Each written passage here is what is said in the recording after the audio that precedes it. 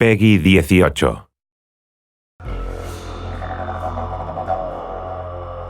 I know we don't want to give away too much with the story, but what draws Corvo and Emily back into a conflict?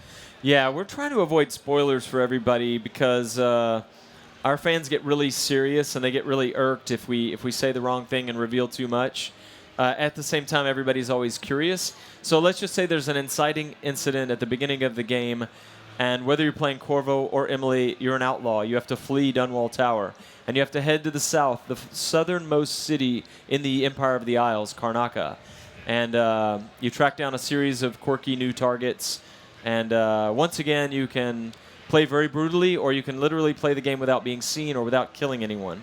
Those are still very much supported values. So you're on the run, essentially. So you mentioned Karnaca just a few minutes ago. It's a new setting, but it's clearly in the world, but it looks different. What's different about where we are? Well, Karnaca is called the Jewel of the South. It's a warmer climate.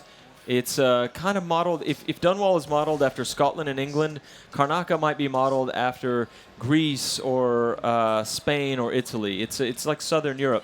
And so there are warmer beaches there. People go to sun and to recover their health and things like that. And our world is not exactly the real world, but it's kind of like the real world in 1850s. And those kind of places are what Karnaca represents. It's so lush, and there's so many trees and so much more to do there, it looks like. Is that intentional? Yeah, our art director is Sébastien Mitton, and he has an amazing team. Damien Laurent is our lead architect. Jean-Luc Monet is our assistant art director. Those guys are a powerful group of artists. And so when we bring game systems and level design and narrative stuff to the table, they bring as much from their side.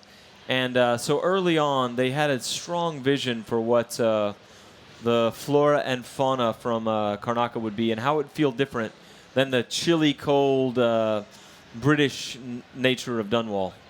We didn't see any rats there, though. I mean, but we did see some really icky bugs. Yeah, so these are blood flies. They nest in corpses, and the more corpses there are, the more blood flies there are. And they hover in a swarm around their nests or around the corpses. And if you get too close to them, you can sneak if you're near them and move slowly, and you won't disturb them. If you get too close, they attack you.